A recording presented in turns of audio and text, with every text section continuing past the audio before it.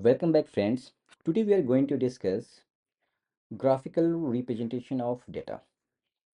ये unit 6 data interpretation का important part है बिकॉज जो भी क्वेश्चन पूछा जाता है न्यूमेरिकल बेस्ड क्वेश्चन पूछा जाता है बट उसके पीछे जो कॉन्सेप्ट है जो थ्योरी है वो हम समझते हैं आज। और सबसे पहले समझते हैं what is the meaning of representation of data. The transformation of data through visual methods like graphs, diagrams, maps, charts और tables is called representation of data. देखो, रिप्रेजेंटेशन ऑफ डाटा की ज़रूरत क्यों है? डेटा बहुत ज़्यादा होते हैं। अगर आप किसी कंपनीज के डाटा को उठाकर देखो तो उसके डेटा डेली बेसिस पे बहुत सारे एक्यूमुलेट होते जाते हैं। अब इस डेटा को कोई हायर अथॉरिटीज़ या बिजनेस ओनर देखना चाहे तो सबसे आसान जो मेथड है वो है रिप्रेजेंटेशन ऑफ डाटा। ये ग्राफिकल रिप्रेजेंटेशन भी हो सकता है, नॉन ग्राफिकल रिप्रेजेंटेशन भी हो सकता है। तो फॉर बेटर अंडरस्टैंडिंग हम रिप्रेजेंटेशन ऑफ डाटा यूज़ करते हैं, राइट? जैसे data representation and data presentation, data representation, इसकी जो मीनिंग होती है बिल्कुल सेम होती है।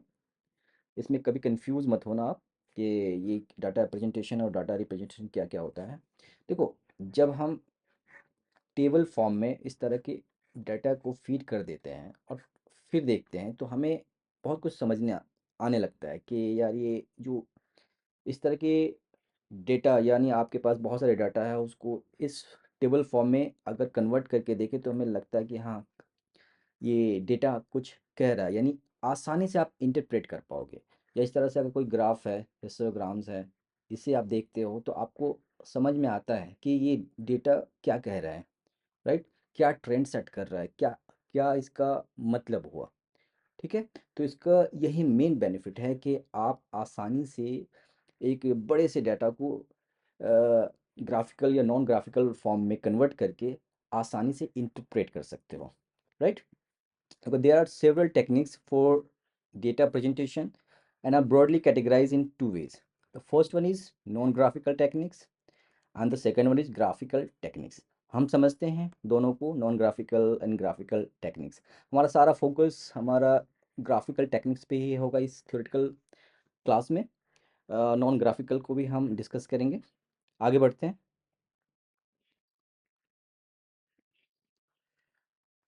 Non-graphical techniques. There are two types of non-graphical techniques. The first is tabular form.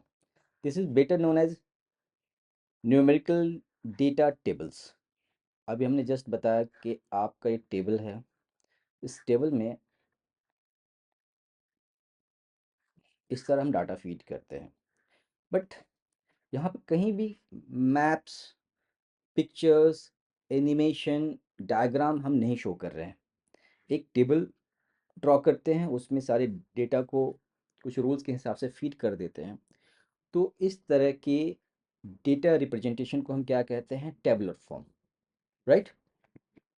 Like this one, male, female, total, baseball, basketball, football and total.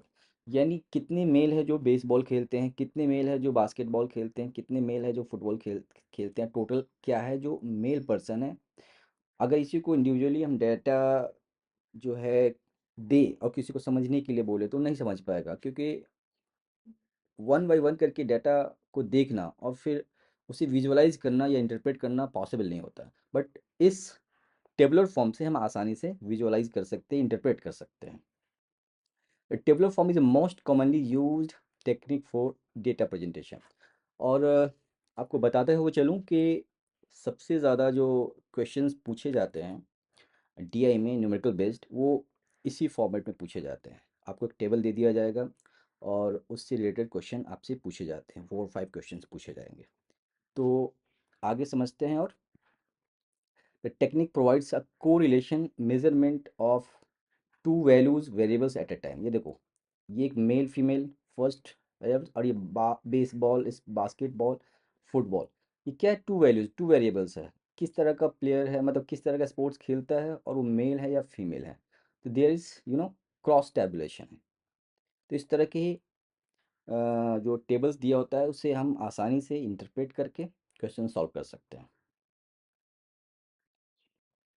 एक होता है case form. Data is presented in the form of paragraphs, and follows a rigid protocol to examine a limited number of variables. इस तरह की जो presentation of data है, non graphical presentation, ये बड़ा ही रेयर होता है। ये यूज़ में नहीं होता है और हमें ज़्यादा समझने की ज़रूरत भी नहीं है। आगे बढ़ते हैं। Now graphical representation of data.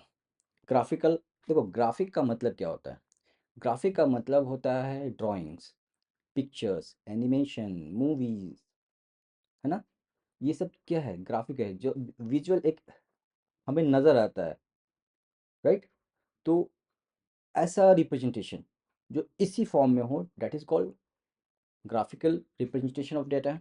Like the data which has been represented in the tabular form can be displayed in pictorial form by using a graph. Pictorial मतलब पिक्चर से रिलेटेड, डायग्राम से रिलेटेड, ड्राइंग से related, right? A graphical presentation is the easiest way to depict a given set of data. बहुत आसानी से हम उसे interpret कर सकते हैं, उसे समझ सकते हैं। A graphical representation is a visual display of data and statistical results. आसानी से हम जैसे एक लाइन ग्राफ ड्रॉ कर लिए, इससे हम ट्रेंड्स देख सकते हैं कि एक ओवर टाइम किस तरह का सेल्स था या किस तरह की ये मूवमेंट शो कर रहा है। It is often more effective than presentation of data in tabular form. Tabular form में सिर्फ हमें नंबर्स पता चलता है कि हाँ किस तरह, मगर विजुअलाइजेशन अगर हमको ट्रेंड सेट करना हो, ट्रेंड देखना हो या एक मूवमेंट देखना हो कि अप जा रहा है, डाउन जा रहा है, तो एक पिक्टोरियल और ग्राफिकल रिप्रेजेंटेशन से आसानी से हम समझ सकते हैं, है ना? अगर हिस्टोग्राम अगर हम डाल दें तो ये आइडिया लग जाएगा, अच्छा यहाँ पर जा रहा है, कुछ बढ़ रहा है फिर घट रहा है, राइट? पाई चार्ट्स के थ्रू हम शेयर्स देखते हैं ऑफ अ होल कि इस तरह से अगर कोई फ्रूट्स खरीदने वाला है तो फ्रूट्स किस तरह से कितना परसेंट खरीद रहा है, सपोज 50%, और वेजिटेबल्स कितना खरीद, इस तरह से हम रिप्रेजेंट कर सकते हैं और इजीली इंटरप्रेट कर सकते हैं। जो ग्राफिकल रिप्रेजेंटेशन ऑफ डाटा है वो हेल्प करता है to quantify, sort and present data in a method that is understandable to a large variety of audiences, right? Visualization techniques are ways of creating and manipulating graphical representation of data. ये visualisation technique है ना, जो pictures आप draw करते हो या charts draw करते हो या ग्राफ ड्रॉ करते हो, ये सब क्या है? विजुअलाइजेशन टेक्निक्स है, यानी एक ग्राफिकल फॉर्म में है। तो ग्राफिकल रिप्रेजेंटेशन ऑफ डेटा आप समझ गए कि होता क्या है। आगे बढ़ते हैं। Several types of mediums are used for expressing graphs like plots, charts and diagrams. हम वन बाई वन करके समझेंगे इस चीज़ों को कि क्या है। देखो ये डायग्राम, चार्ट और ग्राफ है ना, ये कॉमनली बीइंग यूज्ड इंटरचेंजेबल। मतलब हम ग्राफ भी कई बार बोल देते हैं, कई बार डायग्राम भी बोल देते हैं, कई बार चार्ट भी बोलते हैं, बट ऐसा है नहीं, ये तीन अलग अलग कॉन्सेप्ट है। इसे हम समझते हैं। डायग्राम किसे कहते हैं? A diagram is a visual representation of information, concepts, or processes. Right? Diagram is a visual representation of information, concepts, और processes. नहीं देखो, डायग्राम कुछ भी हो सकता है। आप पिक्चर बना रहे हो, ड्राइंग कर रहे हो, किसी जगह एनिमेशन दे रहे हो, चार्ट बना रहे हो, ग्राफ बना रहे हो, that is also a diagram. सब के सब डायग्राम है, ठीक है? It often uses shapes, lines, and labels to illustrate relationships or structures. Diagrams are used to simplify complex ideas or systems and convey them visually, right? For example, flowcharts, mind maps, and organizational charts are common types of diagrams. कभी भी आप website देखना कहीं या कोई organisation का structure देखना तो इस तरह से आप चार्ट बनाएगा। इसके अंदर ये है, सबसे ऊपर चेयरमैन, चेयरमैन के ऊपर डायरेक्टर्स, डायरेक्टर्स, फिर उसके नीचे ये भी क्या है, एक डायग्राम है जो रिप्रेजेंट कर रहा है किसी ऑर्गेनाइजेशनल स्ट्रक्चर को। फ्लो चार्ट्स आप देखो कि इसके बाद इसके बाद ये है, इसके बाद ये है, तो एक फ्लो चार्ट है, ये भी क्या है, डायग्राम है। ठीक है। Flow charts and organisational charts are diagrams visually representing processes and organisational structures respectively. ठीक है। तो डायग्राम क्या है, कोई भी रिप्रेजेंटेशन ऑफ डेटा, यानी कुछ भी रिप्रेजेंट करना है वो हम चार्ट के थ्रू, लाइंस के थ्रू या शेप्स के थ्रू अगर हम रिप्रेजेंट कर रहे हैं, that is called diagram. Next is chart. A chart is a graphical representation of data emphasizing quantitative information। देखो यहाँ पे है क्वांटिटेटिव, कुछ नंबर्स शो जरूर हो रहा है। डायग्राम में हम नंबर्स की बात नहीं करते हैं, जस्ट एक विजुअलाइजेशन करते हैं या विजुअलाइज स्ट्रक्चर बनाते हैं ताकि आपको हमें समझ में आ जाए। बट जब हम नंबर्स फीड कर देते हैं उसी डायग्राम में, तो बन जाता है ये क्या, chart. It uses symbols like bars, lines, or points to represent data categories or values, right? यानी बेसिक ये समझो कि चार्ट्स में क्या है, क्वांटिटेटिव इंफॉर्मेशन फीड की गई होती है। Charts are used to represent and compare data visually, making trends और patterns more apparent। For example, bar charts, line charts, pie charts, scattered plots are common types of charts. ये हम सब समझेंगे बाद में आराम से, वन बाई वन करके, क्योंकि जो आपका डीआई है ये इन्हीं सब पे बेस्ड होता है, tables, charts, pie charts, histogram. तो वन बाई वन करके हम समझेंगे। ग्राफ क्या होता है? A graph is a visual representation of mathematical relationships और statistical data। ये देखो यहाँ पे क्वांटिटेटिव इंफॉर्मेशन शो हो रहा है, बट यहाँ पे रिलेशनशिप के साथ जब हम शो करते हैं और स्टैटिस्टिकल अगर कोई डेटा हो उसको हम रिप्रेजेंट करते हैं, विजुअल रिप्रेजेंट करते हैं, तो ये ग्राफ कहलाता है। जनरली हमने स्कूल कॉलेजेस में ग्राफ का मतलब ये समझा ना कि एक एक्स एक्सिस होता है, एक वाई एक्सिस है, उस पर किसी चीज़ को ड्रॉ करते हैं और उसे विजुअलाइज करते हैं, डैट इज़ अ ग्राफ, है ना। ऐसा हमने किया है। तो इस तरह का, अब ये देखिए यहाँ पे कहीं ना कहीं सब कुछ मैथमेटिकली रिप्रेजेंट किया गया है। इन दोनों के बीच का जो स्पेस होगा वो मतलब सेम क्वांटिटी का होगा। अगर ये 0 है तो ये 10 होगा, तो यहाँ 20 होगा, ये 30 होगा। वैसे ही ये वाई एक्सिस भी सिमिलर पैटर्न में होगा, कोई भी नंबर्स हो सकता है। तो एक मैथमेटिकल रिलेशनशिप है, हम कुछ भी नंबर्स अलग से नहीं लिख सकते, 10 10 की जगह पर 20 नहीं लिख सकते, 20 की जगह पर 30 नहीं लिख सकते, एक रिलेशन हम शो करते हैं। तो जब इस तरह के रिलेशन, मैथमेटिकल रिलेशनशिप हो या स्टैटिस्टिकल डाटा हो, तो इस तरह के विजुअल रिप्रेजेंटेशन को हम क्या कहते हैं, ग्राफ कहते हैं।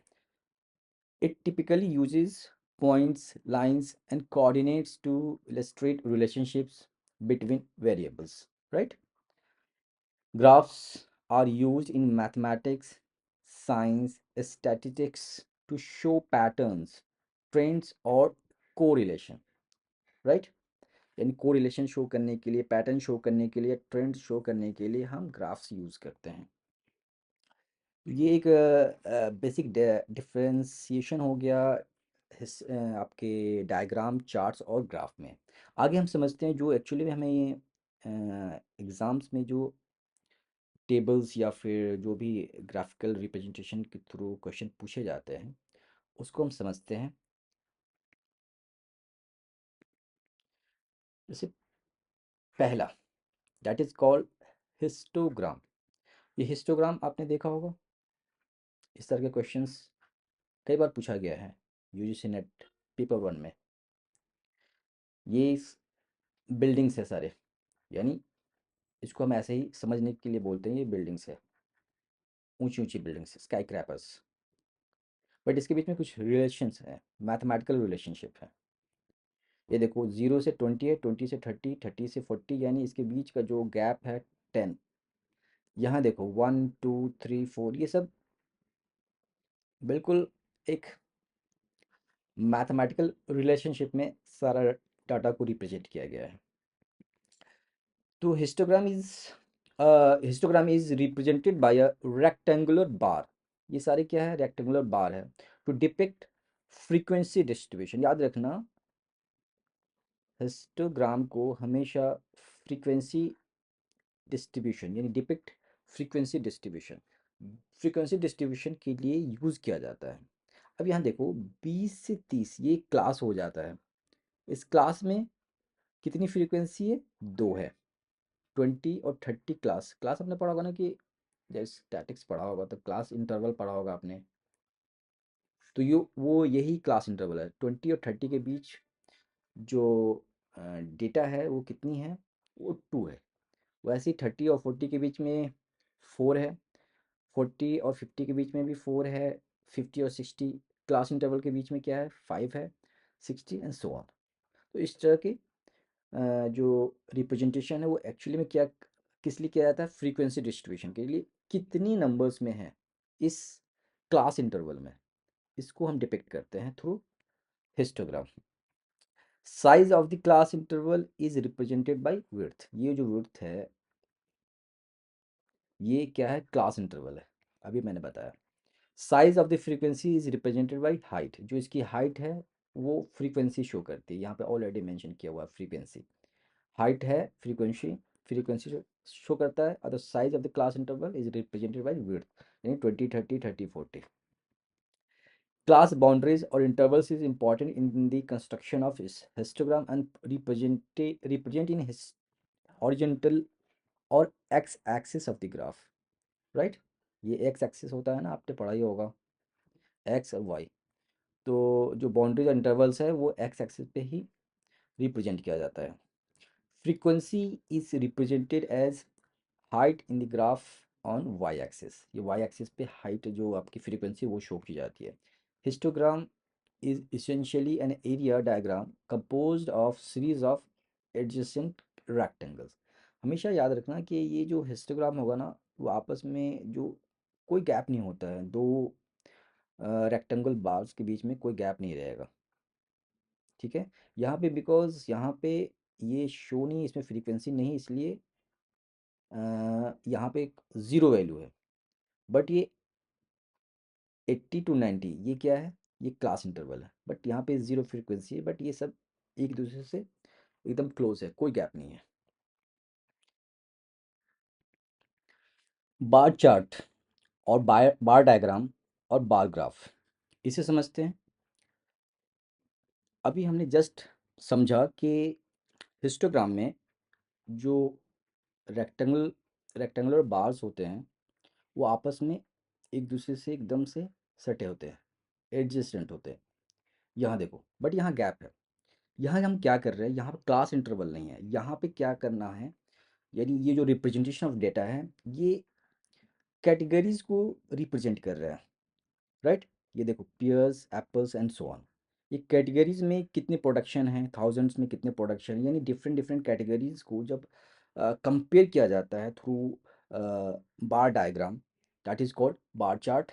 अ bar graph is a chart that uses either horizontal or vertical bars to show comparisons among categories। यानी यहाँ पे देखो, ध्यान देना, बार चार्ट या बार डायग्राम या बार ग्राफ किस पर्पस से ड्रॉ किया जाता है, to show कंपेरिजंस among categories.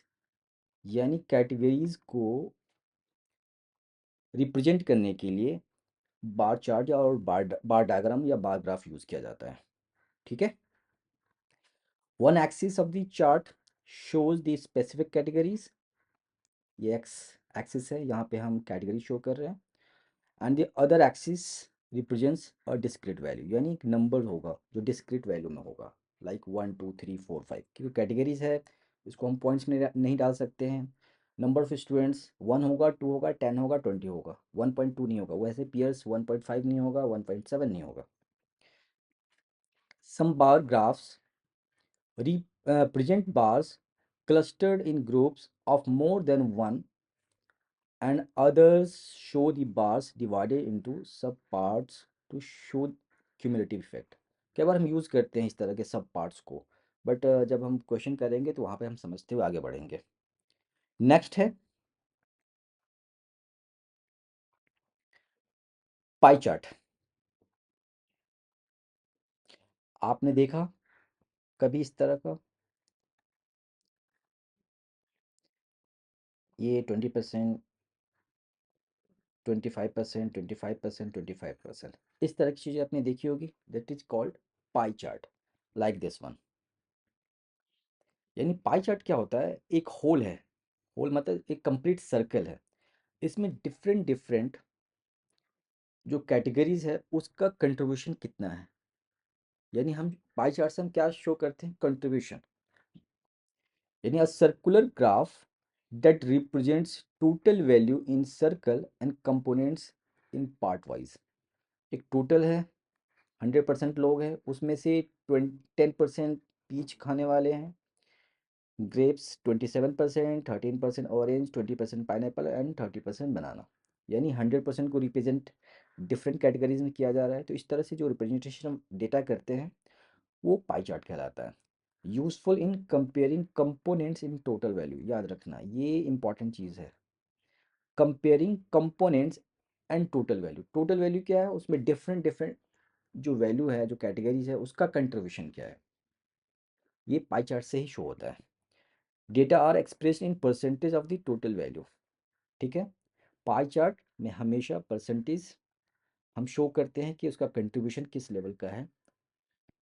The total value is equated to 360 degree. आपको पता है कि जब हम सर्कल ड्रॉ करते हैं, सपोज ये सर्कल है, इसको अगर हम कंप्लीट यहाँ सेंटर से एंगल देखें तो ये कंप्लीट एंगल कितना होता है? 360 डिग्री। तो कई बार क्वेश्चन ये भी पूछा जाता है कि ये 20% या 30% ना होकर जो भी कैटेगरीज है उसको एंगल्स के फॉर्म में रिप्रेजेंट किया जाता है, लाइक दिस वन। जैसे अब पीच है, पीच को हम 10% की जगह पे 20 डिग्री हमने डाल दिया।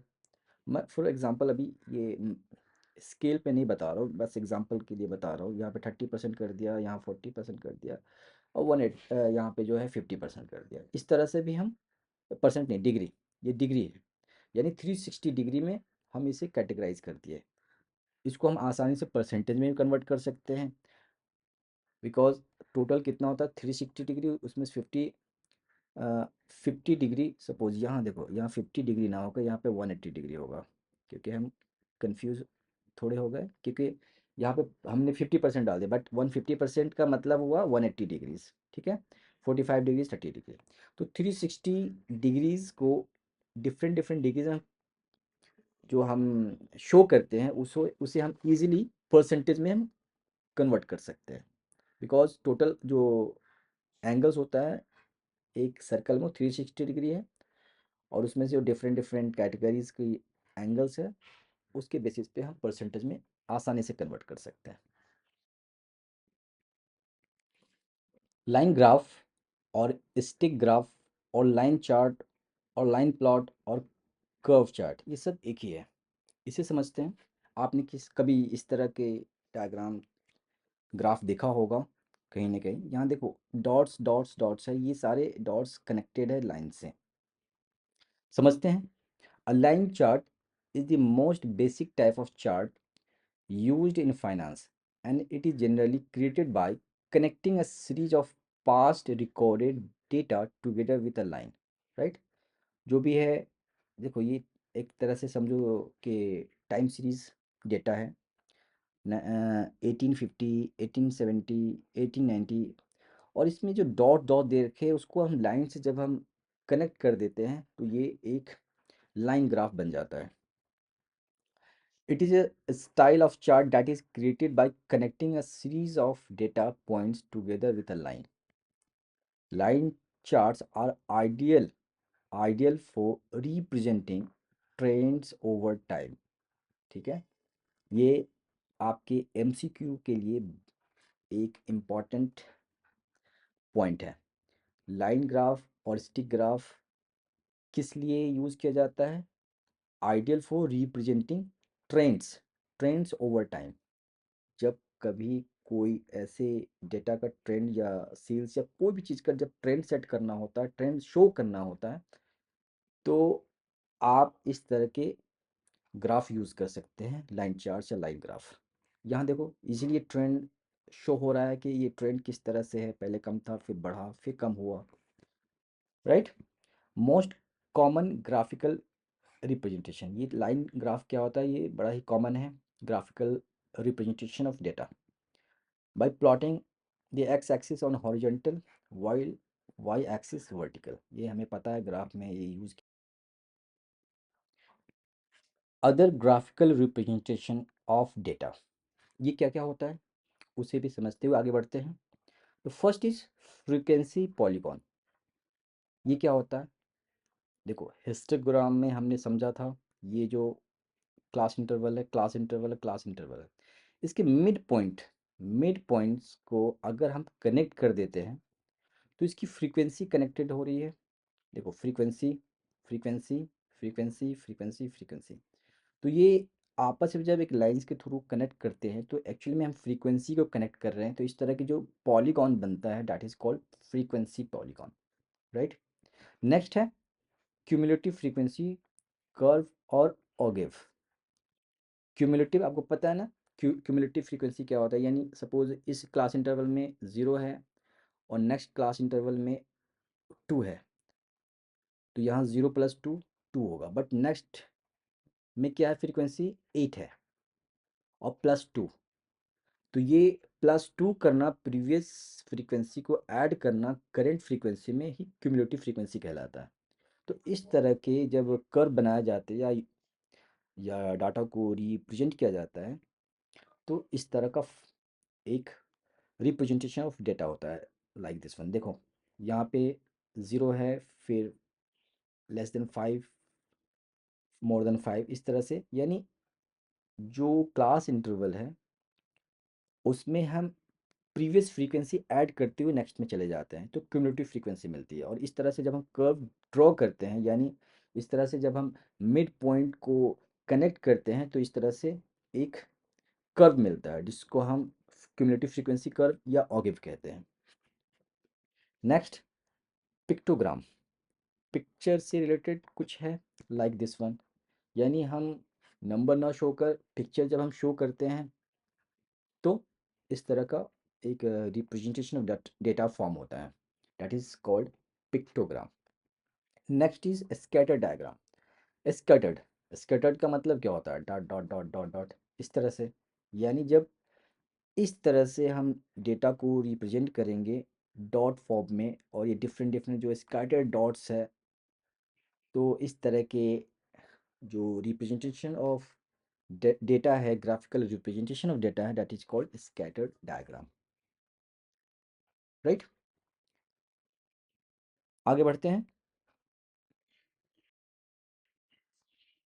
अब यहाँ देखो थोड़ा समझने के लिए हमने एक टेबल आपके लिए फॉर्म किया है। इस टेबल में आप जितने भी हमने डिफरेंट फॉर्म पढ़े हैं, ग्राफिकल फॉर्म पढ़े हैं रिप्रेजेंटेशन ऑफ डेटा, उसको यहाँ पे कंपेयर किया गया है कि कौन सा चार्ट, कौन सा प्लॉट या कौन सा जो ग्राफिकल रिप्रेजेंटेशन है वो किस यूज़ में है, प्रॉस क्या है, कॉन्स क्या है।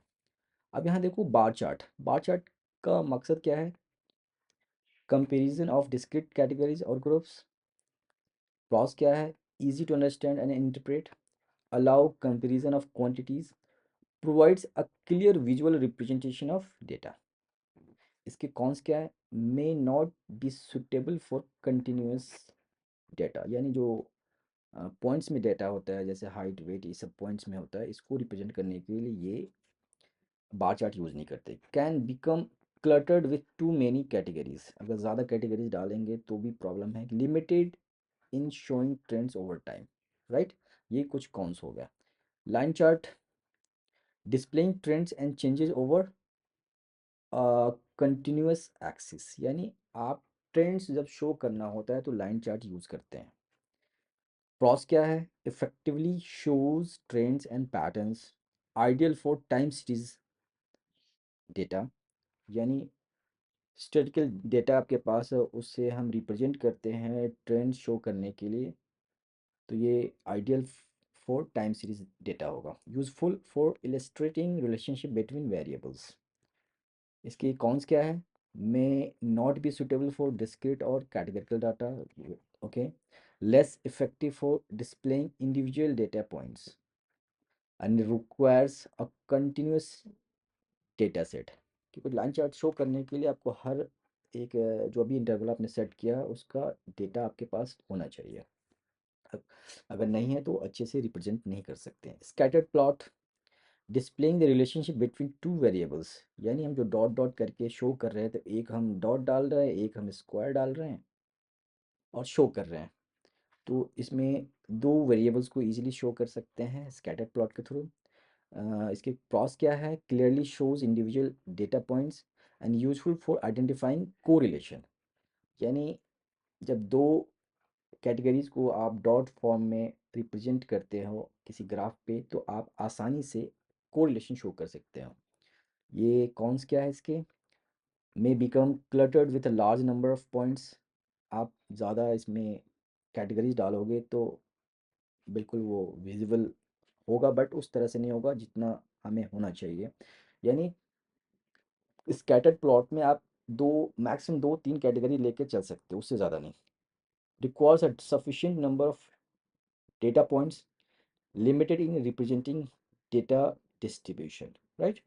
Pie chart, pie chart like this one, showing the parts of a whole, यानी एक होल को डिफरेंट कंट्रीब्यूशन या डिफरेंट कैटेगरी का जो कंट्रीब्यूशन है उसको पार्ट में डिवाइड करना, that is the pie chart.